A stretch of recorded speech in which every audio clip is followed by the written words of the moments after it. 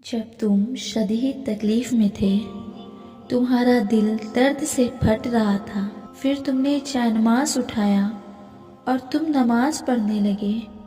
देखो, यही तो कबूलियत की निशानी है। यकीन रखो उस पर। ये जो तुम्हारा दर्द है ना, बहुत जल्द ख़त्म हो जाएगा। वो तुम्हारे दर्द से वाकिफ़ है। उसने ही तो तुम्हें नमाज में खुद से बातें करने के लिए बुलाया है। दुआओं में इतनी ताकत होती है कि अल्लाह से हर बात मनवा लेती है। फिर मसला नसीब का हो या किस्सा माजी का, अधूरी कहानी हो या नामुकम्मल काम, जब अल्लाह दिल में कोई चीज़ डालता है तो नसीब में भी कहीं ना कहीं उस चीज़ की जगह ज़रूर लिख देता है। बस तुम अल्लाह पर यकीन इस तरह करो कि तुम दुआ मांगो और मौजज़ा हो जाए।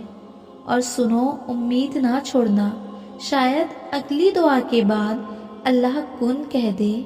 ऐसे शख्स की दुआ बहुत जल्द कबूल होती है जो अल्लाह की चाहतों पे शिकायत नहीं करते।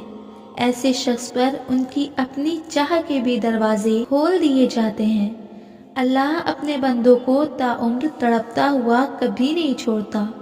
वक्त के साथ सारे जख्म मिटा देते हैं। तुम भूल ना जाओ उसे, इसलिए तुम्हारी मनपसंद चीज से फासले बढ़ाकर अल्लाह से फासले खत्म कर दिए जाते हैं। जब ये कहने वाला तुम्हारा अल्लाह है कि तुम मांगो मुझसे मैं दूंगा, फिर कौन है जो कहता है कि दुआओं से मुकद्दर नहीं बदल सकते। रसूलुल्लाह सल्लल्लाहु अलैहि वसल्लम ने फरमाया, दुआ के सिवा कोई चीज तकदीर को नहीं टाल सकती और नेकी के सिवा कोई चीज उम्र में इजाफा नहीं करती।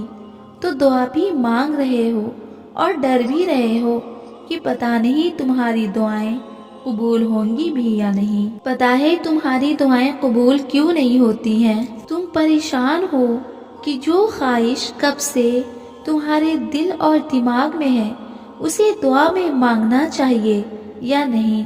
तुम दुआएं मांगते हुए कुछ हिचकिचा से रहे हो। अल्लाह फरमाता है, मुझसे मांगो मैं तुम्हारी पुकार सुनूंगा।